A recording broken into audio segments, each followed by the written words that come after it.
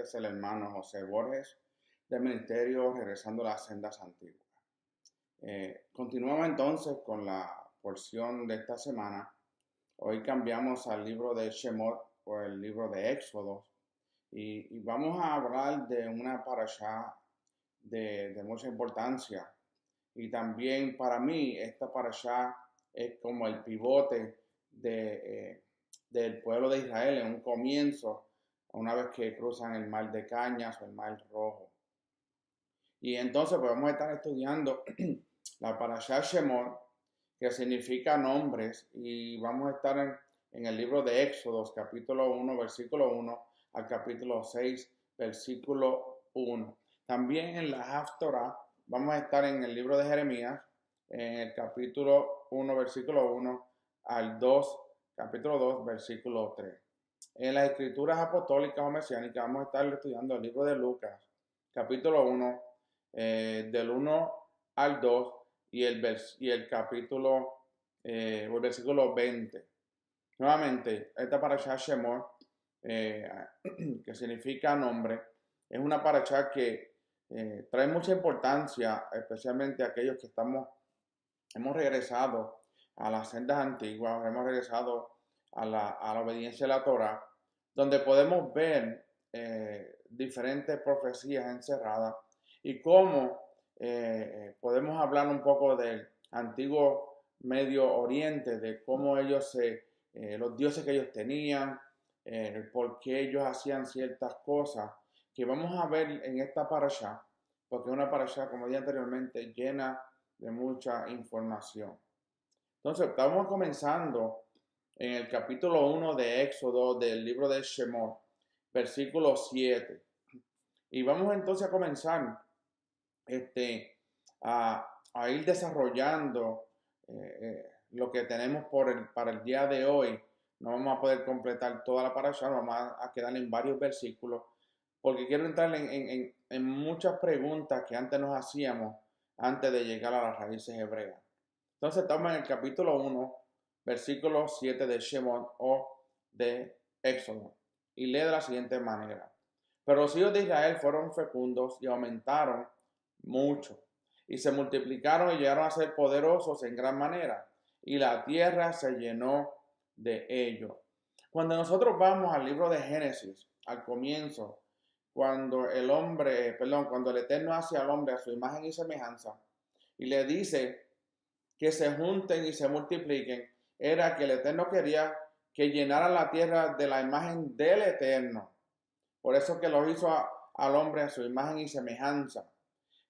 Vemos pues entonces que el hombre cae y esa imagen como que se borró porque el pecado entró por medio del fruto que comieron a Eva y Adán, y vemos cómo esa imagen se convirtió como unas aguas disturbias que no se puede ver claramente, y es por eso que nosotros en el tiempo de hoy estamos regresando a nuestra identidad original que comenzó en el principio.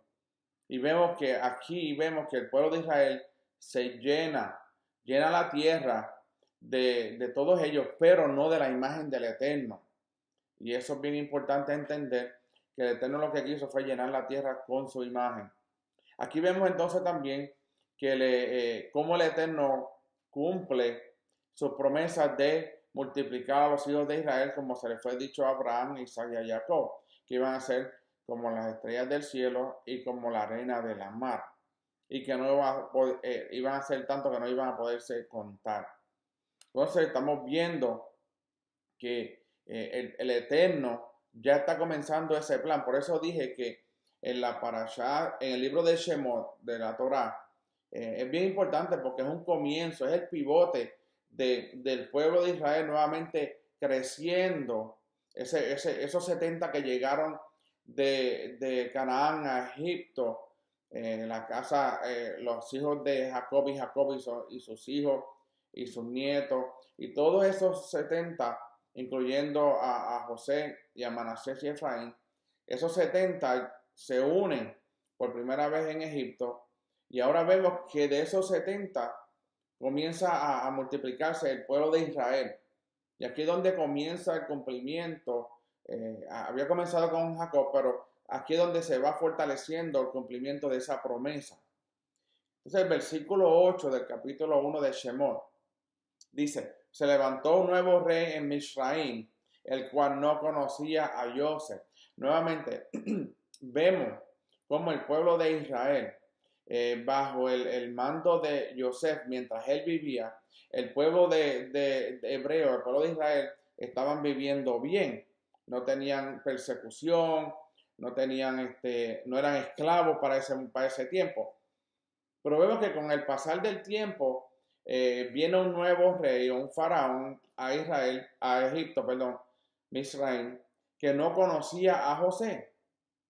Y esto es importante, porque al no conocer a José, no va entonces a recibir a recibir a ese pueblo hebreo que estaba creciendo mientras ellos vivían en el área de Gosén, en Egipto. Y por eso entonces dice que cuando viene este rey, la palabra claramente explica, y él no conocía a José. Porque de ahí entonces es que comienza la problemática para el pueblo de Israel, porque entonces caen en la esclavitud en versículos más adelante. Entonces vemos que por no ese rey no reconocer o conocer a José, aunque se habían escrito en los papiros de ellos, me imagino que la historia había hablado de José, este faraón, este rey, parece que no le interesaba esa historia. Y vemos entonces en el versículo 9 del capítulo 1 de Shemot, que dice, y dijo a su pueblo, este es el faraón, el rey hablando, el pueblo de los hijos de Israel es más numeroso y más fuerte que nosotros. Ahí comienza entonces este rey a sentirse, como decimos nosotros, retado por un pueblo que está creciendo y tiene miedo porque, acuérdense, los números de una población, de una nación, puede tener un ejército grande. Y al parecer, el pueblo de Israel había crecido más, porque él dice en el versículo 9, Israel, los hijos de Israel eran más numerosos y más fuertes que ellos. Entonces, parece que al final el pueblo de Israel iba a ser mayor que el resto del mundo. Y en ese caso vemos que la palabra dice que era el pueblo de Israel más numeroso y más fuerte que nosotros. Entonces, estamos hablando de que contando con Israel, ese pueblo más adelante iba a ser mayor que el resto del mundo, porque muchos de nosotros íbamos a venir a ser injertados por medio de Yeshua en el pueblo santo de Israel. Por eso que en los tiempos finales iba a ser era un pueblo numeroso, el cual nadie podía contar. Hay escrituras que dan a entender que finalmente entonces la mayor parte de la población del mundo se salvará y así entrará en el pueblo de Israel por medio del Mesías Yeshua. Y eso es lo que está sucediendo en el día de hoy. Muchos de nosotros que estamos regresando a las raíces hebreas de la casa de Israel, estamos viendo un crecimiento de aquellos que están adoptando la Torá como su ley, como su regla, como su instrucción. Y es por eso que cuando somos injertados en el pueblo de Israel, necesitamos aceptar la constitución que el Eterno le dio a ese pueblo. Pero leamos Isaías capítulo 54, versículo 1, que dice, grita de júbilo, oh estéril, la que no ha dado a luz. Aquí está hablando de Israel, ¿ok? Prorrumpe en gritos de júbilo y clama en alta voz, la que no ha estado de parto, porque son más los hijos de la desolada que los hijos de la casada, dice Hashem. Esto es una profecía del profeta Isaías, que está hablando de los últimos tiempos. En estos tiempos Israel, Jerusalén, cree que no tiene muchos hijos, pero según la profecía de Isaías, él le dice, la que no ha dado a luz, prorrumpe en gritos de júbilo y clama a alta voz, la que no ha estado de parto. En otras palabras, que no se ha desarrollado como nación tan grande como va a ser en los últimos tiempos. Porque continúa diciendo, porque son más los hijos de la desolada de Israel que los hijos de la casada, dice Hashem. Esta es una profecía que nos trae nuevamente a los tiempos que estamos viviendo, un cumplimiento de ella. Leamos Gálatas capítulo 4, versículo 26 al 28. Dice, pero la Jerusalén de arriba es libre. Esta es nuestra madre, porque escrito está, regocíjate, oh estéril. Nuevamente, vemos en Gálatas, Pablo hablando a los Gálatas, lo mismo que está hablando Isaías. Dice, porque está escrito, regocíjate, oh estéril, la que no concibe, prorrumpe y clama. Tú que no tienes dolores de parto, porque más son los hijos de la soledad que de la que tiene marido. Y vosotros, hermanos, como Isaac, sois hijos de la promesa. Entonces vemos que más serán los hijos de la Jerusalén celestial que los hijos del sistema mundial. Me explico. Mucha gente nos pregunta a nosotros, ¿pero por qué Israel? ¿Por qué tú dices que eres Israel? Yo siempre digo, amo Israel. Pero no es el Israel que está hoy, por el sistema mundial que está hoy. Estoy hablando del sistema del cielo, de donde viene la nueva Jerusalén, que muchos serán los hijos de la estéril, en este caso de Jerusalén. Por eso es que aquí vemos que en Gálatas también dice, pero la Jerusalén de arriba es libre. Esta es nuestra madre. ¿La madre de quién? De todos aquellos que estamos regresando a la Torá y a nuestra identidad original. Y por eso que dice, tú que no tienes dolores de parto, porque más son los hijos de la desolada que la que tiene marido. Ahora mismo Israel se constituye un sistema mundial. Esta es parte de un sistema, pues una nación. Pero la nación que el Eterno va a levantar en los últimos tiempos, esa es celestial. Y en la nueva Jerusalén va a caer, va a bajar del cielo y todos nosotros vamos a estar entrando en ella porque somos parte de ese sistema del cielo, no de la tierra. Y lo dice claramente el libro de Isaías y el libro de Gálatas. Entonces, leamos el versículo 12, capítulo 1 de Éxodo o de Shemot. Dice, pero cuanto más los oprimían, más se multiplicaban y más abrían brecha, de manera que llegaron a temer a los hijos de Israel. En otras palabras, la opresión produjo multiplicación. Mientras más oprimían al pueblo de Israel, más se multiplicaban. Entonces vemos este principio en toda la vida espiritual del pueblo de Israel. Este principio entonces es una vida espiritual santa, la cual vamos creciendo, vamos alimentando. Si no hay algún tipo de opresión y persecución, nuestra vida espiritual entonces va a menguar y no andamos bien, como nos dice 2 Timoteo capítulo 3 versículo 12. Y dice, y en verdad, todos los que quieren vivir piadosamente en el Mesías, Yeshua, serán perseguidos. En otras palabras, en los últimos tiempos, muchos estudiosos de las Escrituras dicen, exégetas, que al final de los tiempos, la cosecha va a ser y el avivamiento va a ser más grande o mayor que nunca antes visto en la historia humana, porque muchos van a ser perseguidos y por esa persecución van a entender que los que están persiguiendo tenían la verdad y muchos se van a ir añadiendo.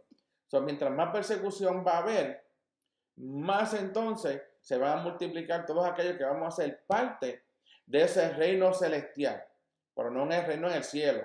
Dice el reino celestial porque es un reino espiritual que la nueva Jerusalén baja de los cielos. Leemos entonces Lucas capítulo 6, versículo 26, que también nos habla un poco de esto de la persecución. Dice, ay de vosotros cuando todos los hombres hablen bien de vosotros, porque de la misma manera trataban sus padres a los falsos profetas. Aquí no está diciendo el libro de Lucas, mientras Jesús estaba hablando, que dice, hay de vosotros hombres que hablen bien de vosotros. Pero mire lo que determina diciendo, porque de la misma manera trataban sus padres a los falsos profetas. ¿Qué está diciendo? Que los padres de ellos, en los tiempos de antes, trataban bien y hablaban bien, pero de los profetas que daban falso testimonio, que daban falsa enseñanza. Y por eso es que hay que tener cuidado. En los tiempos que estamos viviendo está sucediendo esto, que hay muchos que le hablan bien de otra persona, pero no está enseñando el evangelio correcto, de acuerdo a lo que está establecido en la Torá y en lo que estableció Yeshua mientras estuvo caminando en la tierra. Por eso hay que tener cuidado con levantar hombres y ponerlos en pedestales, porque si no están de acuerdo a la Torá, son llamados falsos profetas. Y lo dice Lucas 6:26, que lo vuelvo a repetir, dice, ay de vosotros, cuando todos los hombres hablen bien de vosotros, porque de la misma manera trataban sus padres a los falsos profetas. Los trataban con muchas palabras de, oh, qué grande es este hombre, qué grande es este profeta, cuando el profeta no estaba haciendo el trabajo de acuerdo a lo que el Eterno quería que hiciera. Eso se ve el día de hoy también. Leemos entonces el versículo 17 del capítulo 1 de Shemot. Dice, pero las parteras temían a Elohim y no hicieron como el rey de Egipto les había mandado, sino que dejaron con vida a los niños. Acuérdense,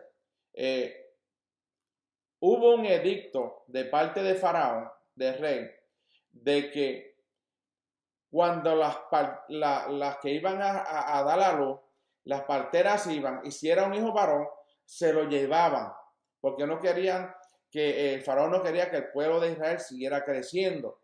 Y vemos en el versículo 17 que dice, pero las parteras temían a Elohim y no hicieron como el rey de Egipto les había mandado, sino que dejaron con vida a los niños varones. Entonces vemos que las autoridades han sido puestas por Elohim, como dice Romanos 13 del 1 al 6, que dice, sométase toda persona a las autoridades que gobiernan, porque no hay autoridad sino de Elohim, y las que existen por Elohim son constituidas. Por consiguiente, el que resiste la autoridad a lo ordenado por Elohim se ha opuesto, y los que se han opuesto sobre sí recibirán condenación, porque los gobernantes no son motivo de temor para los de buena conducta. Ve, aquí no está diciendo que nosotros somos obedientes a las autoridades que han sido puestas por Elohim, pero que están haciendo lo que Elohim les mandó a hacer. Dice, porque los gobernantes que no son motivo de temor para los de buena conducta, sino para que hacen el mal. Pregunta, ¿deseas pues no temer la autoridad? Haz lo bueno y tendrás elogios de ella, pues es para ti un ministerio de Elohim para bien.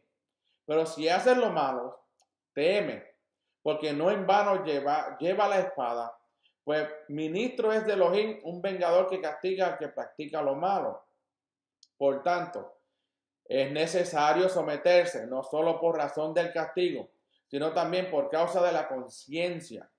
Pues por esto también pagáis impuestos, porque los gobernantes son servidores de Elohim, dedicados precisamente a esto. Entonces, entendiendo esta carta de Romanos, entendiendo lo que el Eterno está hablando aquí por medio del apóstol, vemos que el propósito principal de las autoridades es castigar al que hace el mal y no al bien, sino honrar al que hace el bien. Y por eso que el Eterno, cuando habla de obedecer y someterse a los líderes, a las autoridades, es porque esa autoridad ha sido puesta por Elohim, pero es para que castigue a el que hace el mal y que honre al que hace el bien, como nos dice Primera de Pedro, capítulo 2, versículo 13 al 14, dice, someteos por causa del Señor a toda institución humana, ya sea rey, como autoridad o a los gobernadores, como enviados por él para castigo de los malhechores y alabanza de los que hacen el bien. Ahora bien, cuando decían y nos enseñaban que nos tenemos que someter a todo el mundo, aunque nos maltraten, eso no es lo que está diciendo la palabra. La Escritura dice que el Eterno dice que nos sometamos por causa del Señor, pero porque Él ha puesto en las instituciones humanas como autoridad a los gobernantes, como enviados por Él. ¿Pero para qué? Para que ellos castiguen a los malhechores, pero le den alabanza a los que hacen el bien. Eso es lo que está sucediendo hoy. Hoy castigan a los que hacen el bien y a los que hacen el mal le dan una palmadita en la mano o no le hacen daño. Como vemos como un movimiento que está detrás de aquellos que estamos caminando en santidad, obedeciendo los mandamientos, que los vemos hasta aún en el gobierno, cómo persiguen a aquellos que están en contra del aborto, cómo persiguen a aquellos que están en contra del homosexualismo, y así sucesivamente. Persiguen a las personas que hacen bien, pero las personas que hacen mal no lo están persiguiendo. Entonces vemos que las leyes del Eterno son las que dictan lo que es bueno y lo que es malo. ¿Y cuáles son esas leyes?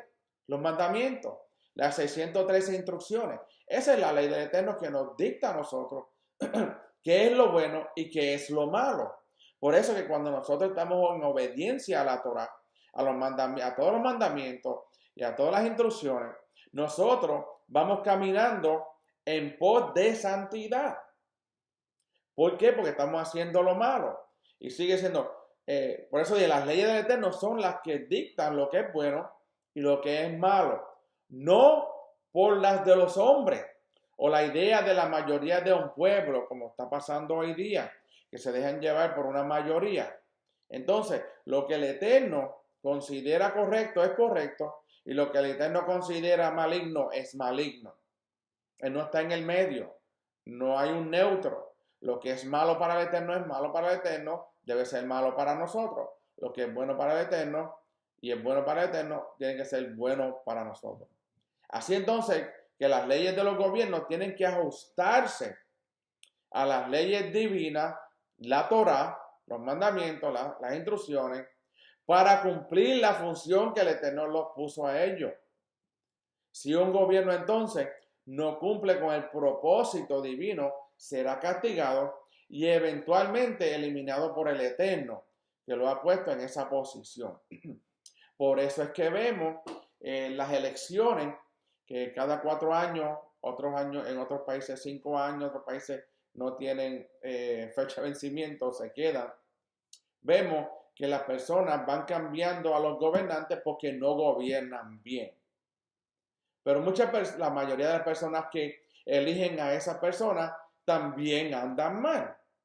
Por eso que el pueblo del Eterno debe participar en las elecciones, porque nosotros sabemos qué es lo que el Eterno abomina y qué es lo que el Eterno honra. Y muchas veces nos enseñaron que no se metan a política. Yo no estoy diciendo que se trepen a política, hablar de política y esto, sino que cuando vayan a votar escojamos a la persona que más se acerca a lo que el Eterno requiere de ese gobernante. Entonces leemos el capítulo 1, versículos 20 al 21 de Shemot, y dice: y Elohim favoreció a las parteras y el pueblo se multiplicó y llegó a ser muy poderoso. Y sucedió que por haber las parteras temido a Elohim, él prosperó a su familia. Nuevamente, las parteras no siguieron la corriente de Faraón, de que Faraón había hecho un edicto de que todos los niños varones iban a ser llevados y echados al Nilo. Y vamos a hablar más adelante qué significaba todo eso. Pero aquí vemos que las parteras se fueron en contra del Faraón porque ellas decidieron obedecer más al Eterno que a Faraón. Tanto así que dice la Escritura que el Eterno las prosperó. En otras palabras, Elohim honró a las parteras por haberle temido a él más que al rey de Egipto. Prefirieron arriesgar sus vidas en este mundo que arriesgar sus vidas en el mundo venidero. ¿Ok? En el Olam Vaed, el mundo venidero. Ellas prefieren tener una vida santa, una vida eterna en los últimos tiempos, después de la resurrección, antes de que sean entonces muertas o heridas o destruidas por el Eterno. El versículo 2 del capítulo 2 de Shemot, capítulo 2, versículo 2 de Shemot, nos dice, y la mujer concibió, estamos hablando de Jocabed, ¿ok? La mamá de Moisés. Y la mujer concibió y dio a luz un hijo. Y viendo que era hermoso, lo escondió por 3 meses. ¿Por qué lo escondió? Porque todavía el edicto de Faraón estaba vigente, todavía estaba en acción. Y la Jocabed, la mamá de Moisés, guardó su barriga por tantos tiempo y también escondió a su hijo por 3 meses. Entonces, ¿de qué se trata esto? Esto se trata de algo que ella vio que era algo espiritual en ese niño. El niño no era solamente bello de manera física, sino que había también algo sobrenatural alrededor de su nacimiento. Y vemos que lo cierto era que en Moisés había algo muy especial con él cuando él había nacido, con este niño. Entonces la madre tomó la decisión de ocultarlo durante 3 meses, exponiendo su vida para salvar a su hijo Moshe en este caso. Entonces vemos que esta obra fue tan importante que es mencionada en la lista de los héroes de fe en Hebreos 11:23, que dice, por la fe Moshe, cuando nació, fue escondido por sus padres durante 3 meses, porque vieron que era un niño hermoso y no temieron el edicto del rey. Y vemos entonces aquí que Jocabed como Amram, ellos guardaron a Moshe por 3 meses, ¿ok? Sabiendo que en ese tiempo los soldados del rey de Faraón iban a inspeccionar y ahí entrar a cada casa de los hebreos para averiguar y chequear si había un niño varón entre medio de esa familia. Entonces vemos que la fe superó el temor de la ley. La fe de Jocabed y de Amram superó el temor de la ley. Lo contrario de temor es fe. Entonces, cuando nosotros tenemos fe, no tenemos temor. Lo contrario de temor es fe, es confianza. Como nos dice en Marcos, capítulo 5, versículo 36. Dice, no temas, cree solamente. Como la fe abre las puertas para que el Eterno pueda obrar en tu vida, el temor también abre las puertas para que el maligno pueda obrar en tu vida. Nuevamente, la fe abre las puertas para que el Eterno obre en nuestras vidas, pero el temor abre las puertas para que el maligno pueda obrar en nuestras vidas y destruir nuestras vidas. Porque el temor es falta de fe o de confianza.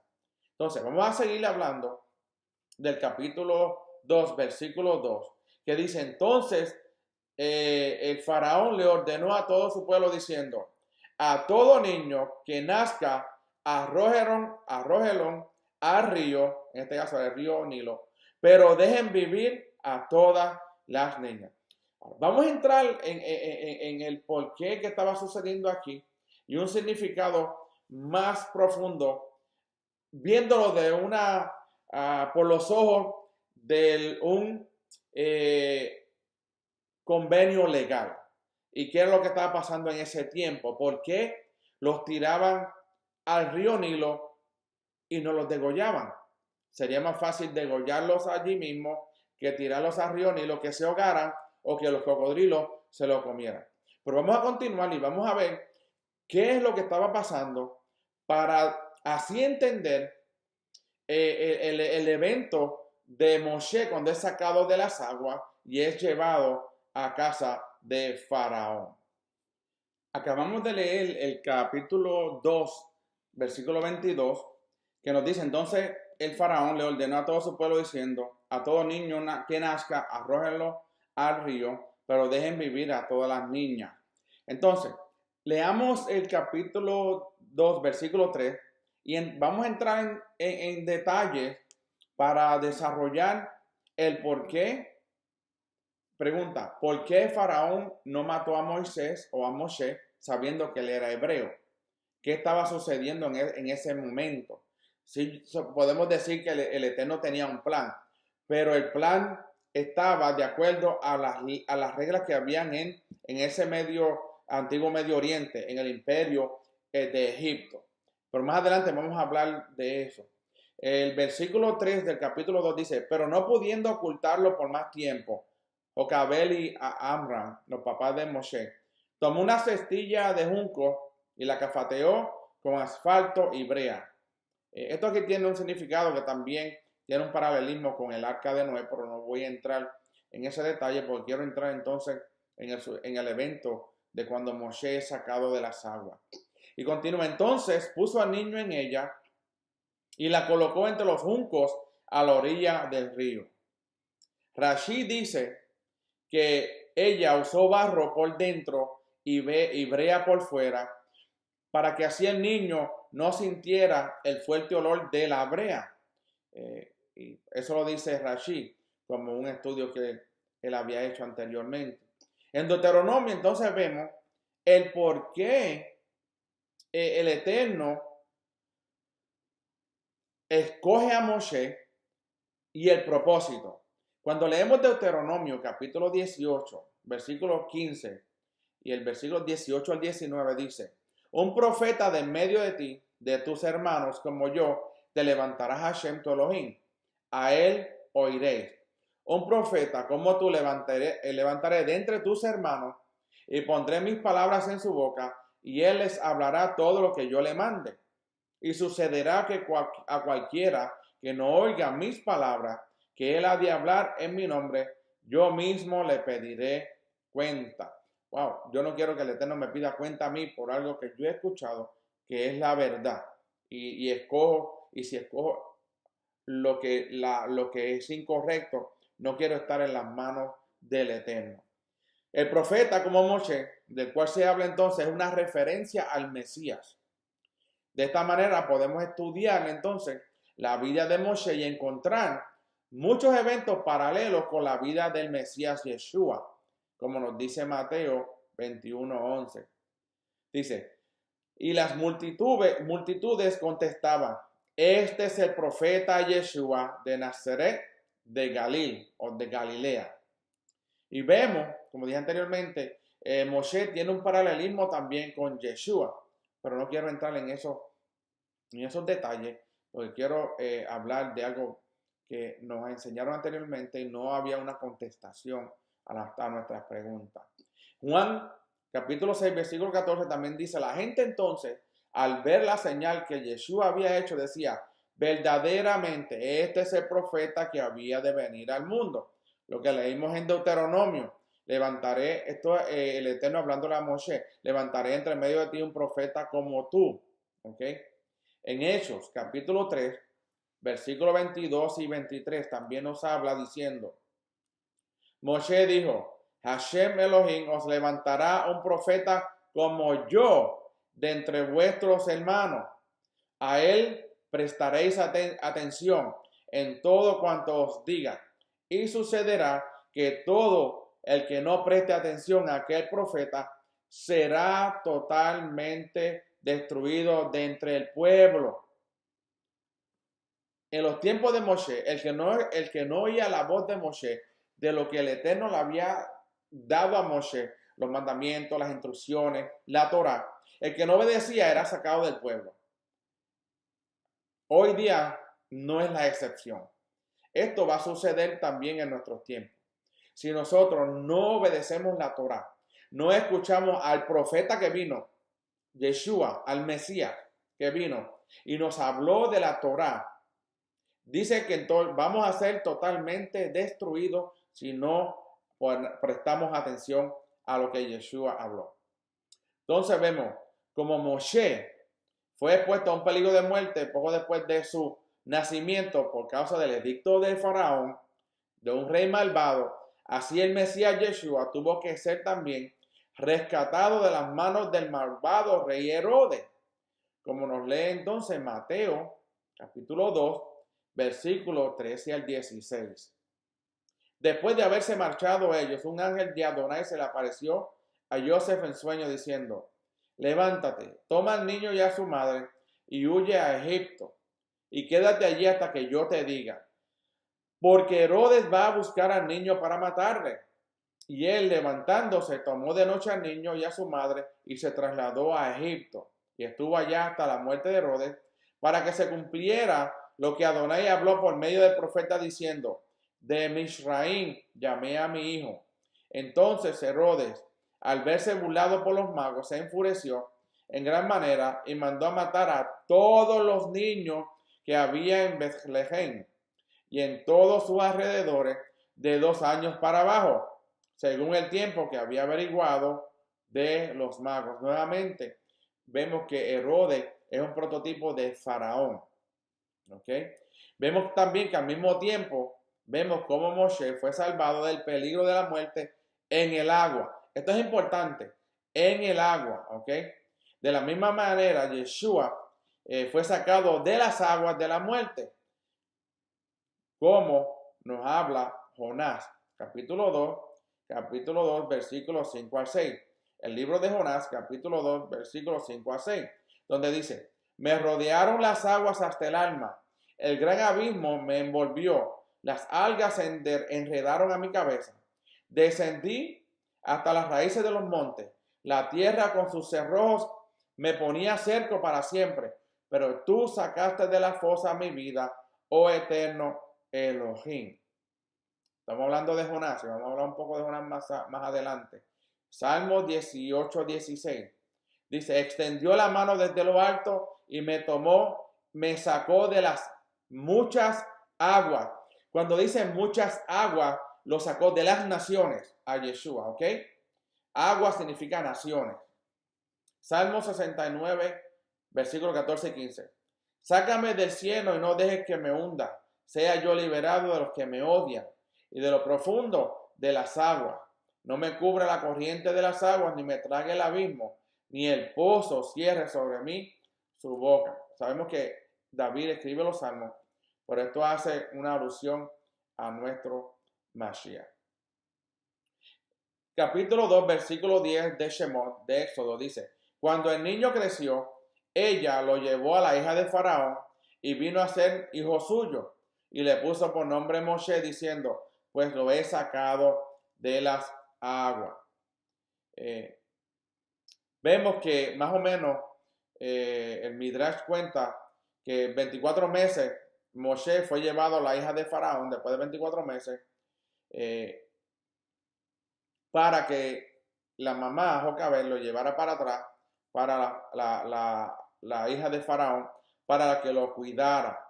El nombre de Moshe viene de la raíz Mashá, que significa sacar. Entonces vemos que el nombre Moshe anuncia que el Mesías tendría que ser sacado de la muerte para poder ser el libertador de Israel y el mundo. Ahora vamos a entrar en lo que quería entrar anteriormente. Quiero cogerme mi tiempo con esto que vamos a hablar. Vamos a hacer esa pregunta: ¿por qué Faraón, después de haber establecido un edicto de echar a todos los niños varones hebreos a las aguas del Nilo, acepta a Moshe en palacio como hijo de la hija de Faraón? Aquí hace una pregunta. Muchos pueden decir: no, es que Dios tenía un plan. Pero el Faraón había hecho un edicto. Y la hija de Faraón sabía que él era un hebreo. Faraón sabía que él era un hebreo. ¿Ok? Pero para poder entonces entender este evento, es necesario estudiar el antiguo Medio Oriente y en las creencias que ellos tenían en cuanto a los cuerpos de agua, tales como los mares, los lagos, los ríos, que ellos los constituían como la puerta de entrada al infierno o al Seol. ¿Ok? Esto es interesante saber. El Eterno tiene que obrar de acuerdo al sistema que estaba establecido en la tierra en ese momento. Eso no es lo que el Eterno creía, pero eso es lo que creían en el antiguo Medio Oriente. Creían que los cuerpos de agua, mares, lagos, ríos, eran la puerta de entrada al infierno o al Seol. La mitología antigua del Leviatán dice que el juicio por el río divino fue ampliamente practicado en el antiguo cercano oriente como un método, entonces, de juicio divino en casos donde no había evidencia de culpabilidad. Esto es interesante porque los niños que estaban tirando al río no eran culpables de nada. Pero entonces, como en el antiguo Medio Oriente, en mitología antigua Leviatán, el juicio por el río divino, echando las personas al río, era un juicio divino, aunque no hubiese culpabilidad. Y vamos a ver más adelante qué sucedía si alguien sobrevivía el agua cuando lo echaban y qué estaba pasando con el evento de Moshe. Estamos hablando de que para el antiguo cercano oriente, los que vivían para ese tiempo, esos imperios, creían en que cuando tiraban a una persona a las aguas era un juicio de parte de sus dioses. Solo consideraban un juicio divino. Ahora bien, para poder seguir entendiendo esta parashá y el por qué, la pregunta que nos hicimos al principio, ¿por qué Moshe, Faraón no lo mata a él cuando sabía que era de familia hebrea? Cuando nos vamos entonces a la ley o código de Hammurabi, los hititas, los egipcios, los cananeos, los asirios, los mesopotámicos practicaban esta ley de Hammurabi para juzgar a su gente. Por ejemplo, hay un artículo bajo la ley de Hammurabi que se le conoce como la Ordalía Divina del Río. Es la ley número 132, donde nos dice que si uno ha dirigido su dedo contra la mujer de otro a causa de otro hombre, y si ella no ha sido sorprendida con el otro hombre a causa de su marido, para apaciguar las cosas, ella se arroja al Dios del río. Como quien dice, si yo me tiro a las aguas del río, yo le estoy enseñando a toda la persona de que que ella no había hecho nada en contra de su marido. Y esa era la creencia que había en ese tiempo. También había otra ley en esa de Hammurabi que decía que si uno embrujó a otro y puede justificarse, el embrujado irá al río, se arrojará. Si el río lo ahoga, el que lo ha embrujado heredará su casa. Ahora bien, si el río lo absuelve y lo devuelve salvo, el brujo es condenable a muerte y el embrujado tomará su casa. Me explico. Si una persona le hizo daño a otra persona, en este caso, le hizo una hechicería a otra persona, ¿ok? La persona dice, no, yo no hice eso. Esa persona se tira al agua. Pero, acuérdense, todo tiene que ver con que si esa persona sabe nadar y sale del agua, significa que entonces que el Dios de las aguas lo absuelve ese pecado, lo absuelve de toda maldad. Entonces, ¿cuál es el significado entonces de sobrevivir las aguas en el antiguo cercano Medio Oriente? Veamos a ver el juicio, ¿ok? Si una persona las tiraban a las aguas, a personas, aunque fuesen inocentes, las tiraban a las aguas. En este caso de Moshe, tiraron a todos los niños menores de 2 años que eran varones. Los tiraban a las aguas para ver si el Dios de las aguas absolvía esa vida, le perdonaba a ellos y ellos salían de las aguas. Pero qué interesante que estos niños eran pequeños bebés, no sabían nadar y el río también estaba lleno de cocodrilos. Ellos no tenían ninguna opción. Pero Faraón, en el caso de Moshe, él entendía, él creía en que el Dios de las aguas si permitía que una persona saliera suelta del agua, él no tenía jurisdicción sobre esa persona y entonces tenía que perdonar lo que se le estaba acusando. Entonces vemos, sobrevivir entonces el juicio o ordalía del agua era una señal de inocencia y vindicación. Ok, eres inocente porque sobreviviste a las aguas. En otras palabras, tiraron a una persona mayor, supo nadar, y aunque fuese culpable, como sabía nadar, salió de las aguas, es considerado inocente y es vindicado. Qué interesante que lo vamos a ver en el suceso del evento de Moshe. Veamos entonces otro evento en la historia que es similar a lo que le había pasado a Moshe. Y estamos hablando de la historia de Jonás. Es un gran ejemplo de la creencia antigua del juicio en el río divino. ¿Qué pasó con Jonás? Jonás le dice, cuando están en el barco, le dice, tírenme a mí y el Dios mío va a calmar las aguas. Entonces vemos que ellos lo tiran a las aguas, las almas se calman, un pez grande se traga a Jonás y luego lo tira y lo escupe a la orilla de la mar en 3 días. Imagínense en esa gente de Nínive y los que estaban en el barco, ¿en qué estaban pensando ellos? Ellos no estaban pensando en el que el Dios de Jonás fue el que le salvó la vida. Ellos estaban pensando en que el Dios de las aguas le perdonó la vida, lo encontró inocente y lo vindicó. ¿Ok? Vamos a seguir hablando porque vamos a caer en la historia de Moshe. Entonces necesitamos entender que en el mundo antiguo los diferentes imperios tenían muchos dioses. Entre ellos los dioses del agua era Poseidón, Neptuno, Ea, Enkin, ¿ok? Como lo tenían como creador. Y esta creencia entonces mitológica en el dios ese pagano explica por qué Yahweh entonces usa el agua para el juicio en el libro de Génesis, capítulo 1, versículo del 1 al 2.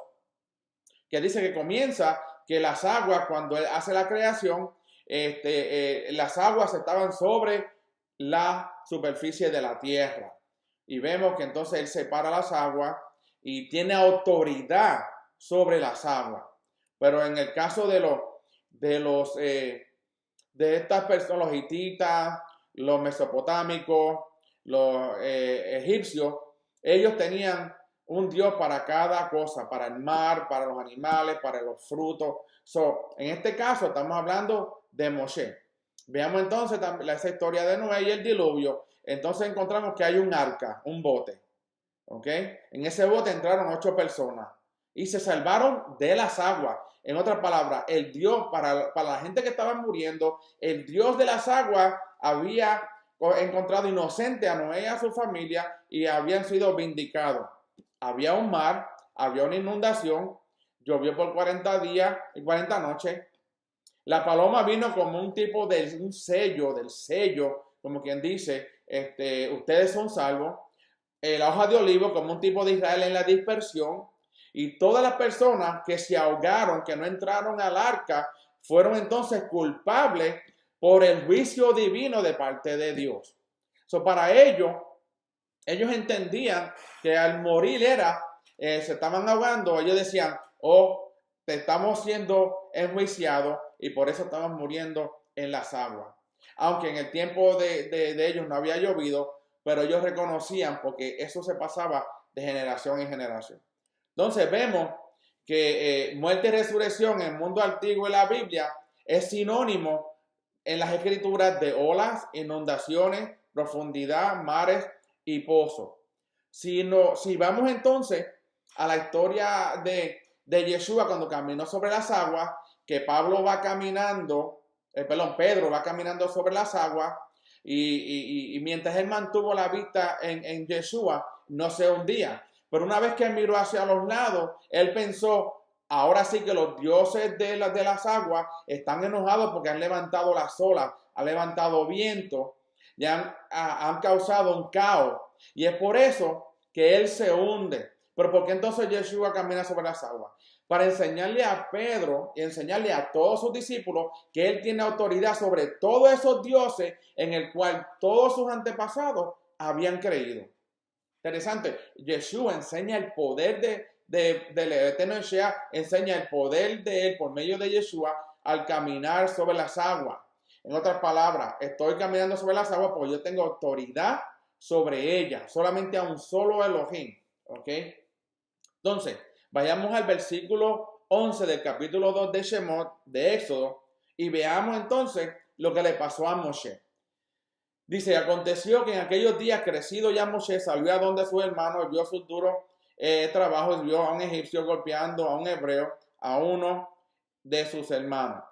Pero antes de eso, vemos que cuando Moshe, la mamá de Moshe, ¿cómo se llamaba ella? Ahora se me va el nombre de la mamá de Moshe. Anyway, la mamá de Moshe y Amram, ¿ok? Jocabed y Amram, ella prepara una canasta y ¿dónde lo pone? Ella no lo esconde en otro lugar. Ella lo pone sobre las aguas del Nilo porque a pesar de que ellos no creían en esos dioses, habían oído de los dioses del agua, de todas estas cosas, pero ella pone la canasta con Moshe adentro sobre las aguas, esperando que el Eterno va a hacer un milagro. Y qué interesante que cuando la hija de Faraón ve a ese niño, lo ve, lo recoge, ella se da cuenta que es un niño hebreo. Y luego de un tiempo lo presenta a Faraón como su hijo. Faraón sabía que él era un niño hebreo. Pero ¿por qué entonces Faraón no mató a Moshe en ese instante sabiendo que él era hebreo? Era porque él, como él había sido, el nombre que le pusieron fue Moshe, porque fue sacado de las aguas. Faraón no podía ir en contra, primeramente, del edicto que había hecho y no podía ir en contra del Dios del río Nilo, de las aguas. En otras palabras, cuando a Moshe lo ponen sobre las aguas, Jocabed y Aram, a sus padres, lo ponen sobre las aguas, la hija de Faraón lo recoge y lo saca de las aguas, ya entonces Moshe es inocente y ha sido vindicado. Ese era el plan que tenía el Eterno, pero el Eterno tenía que trabajar de acuerdo a las creencias que existían entonces en el antiguo Medio Oriente, en el antiguo mundo, en el tiempo de Egipto. ¿Para qué? Para que entonces Moshe llegara a ser el libertador que llega a ser luego en los últimos tiempos. Y qué interesante que las aguas son usadas en ese tiempo, era como un juicio divino. Te tiramos a las aguas, si sales de las aguas eres inocente y eres vindicado, pero si no, significaba que eras culpable, aunque fueras inocente, porque la mayoría me imagino que no sabían nadar en ese tiempo. Pero vemos que Moshe, él lleva a cabo, el Eterno lleva a cabo ese plan por medio de algo que ya él conocía, porque como dije anteriormente, en la ley o código de Hammurabi se usaba mucho esto de tirar gente a las aguas. Por eso es que cuando Jonás llega el pez grande, lo escupe en la orilla de Nínive, todo el mundo creyó a su mensaje. El mensaje de Jonás era simple: arrepiéntanse o serán destruidos. Él no se puso a hablar mucho, no, él era un mensaje directo. Jonás dijo, si no se arrepienten, de aquí a tantos días van a morir. Pero ¿cómo no van a creer? Si los mismos que venían en el barco vieron que las aguas se calmaron, vieron los que estaban a la orilla del mar, que un pez grande vomita a Jonás después de 3 días. Imagínense la fama que había adquirido Jonás. Qué interesante que en los tiempos de antes y aún en tiempos de los piratas, usted ve las películas y usted lee la historia, siempre tenían una mujer frente del barco como símbolo de que esa era la diosa que iba a cuidar ese barco de los dioses de las aguas, del Leviatán, de Poseidón, de todos esos dioses que mencioné anteriormente, que hablan de las aguas como un juicio divino en los tiempos de Jonás. Pero vemos también que esto en el tiempo de Moshe también es manifestado por medio, porque como dije anteriormente, ¿por qué no cogieron a esos niños y le cortaron las cabezas o le pasaron la espada? No, porque el faraón no quería ser el que iba a hacer el juicio sobre esos inocentes. Él quería que el Dios del agua juzgara, sabiendo que ellos no iban a nadar. Pero él sabía que cuando los tiraran, ya él se iba a librar de ese juicio, porque el Dios de las aguas se los había tragado, se los habían comido los cocodrilos o se habían ahogado. Esa era la mentalidad del tiempo en Egipto, de Faraón. Por eso es que Moshe llega a palacio por medio de esa creencia que los egipcios tenían, pero que Dios la usó por medio de Jocabed y Amram para que pusiera a ese niño sobre las aguas. No importara que venía un botecito, estuviera sobre las aguas. Estaba sobre las aguas. Y nada le había pasado a esa canasta para que Faraón dijera, no, el Dios de las aguas no quiere vindicar o hacer inocente a Moshe. No podía ir en contra de eso porque él fue sacado vivo de las aguas. Entonces vemos que esto es bien importante para el estudio de esta parashá, de Shemot, y de la historia de Moshe, de cómo Moshe, el Eterno, usó un plan que era paralelo a lo que estaba en la creencia en esos tiempos, que era el imperio egipcio. El imperio egipcio era cuando ellos querían traer juicio a una persona, a menos que lo hacían rápido, que le cortaban la cabeza, a otros lo echaban al río cuando no se conocía que había culpabilidad. Acuérdense, Moshe era inocente, pero Faraón y todos esos niños eran inocentes, pero Faraón le dio la autoridad y le pasó la autoridad al Dios de las aguas para que vindicara o reconociera la inocencia de esos niños o que los juzgara para siempre como culpables. Qué interesante que esto no se nos había enseñado anteriormente, pero hoy podemos ver cómo el Eterno siempre ha tenido un plan para que nosotros, esa salvación llegue hasta los tiempos de nosotros. Y vemos que Moshe nació, creció en el palacio de Faraón, fue un arquitecto, él aprendió idiomas porque el Eterno tenía un plan con él. Él era el que iba a recibir la Torá para que él escribiera en las tablas. Él era el que iba a ser el director de la construcción del tabernáculo. Al Eterno no se le pasa nada. Él tenía control de todo lo que estaba sucediendo en la vida de Moshe desde que nació hasta que lo pusieron en las aguas y llega entonces a palacio de Faraón. Espero que este pequeño estudio también le pueda ayudar a entender que no hay nada escondido en las escrituras, sino que hay que escudriñar, como dice la escritura, escudriñar, porque os parece que en ella encontraréis la vida eterna. Necesitamos escudriñar, buscar. Hay que buscar recursos para poder entender la escritura en su contexto. Yo le pido al Eterno que los bendiga y los guarde, que el Eterno ponga su rostro sobre ustedes, que el Eterno tenga misericordia y que el Eterno le dé su shalom. Hasta la próxima semana. Este es el hermano José Borges del Ministerio Regresando a las Sendas Antiguas. Shalom.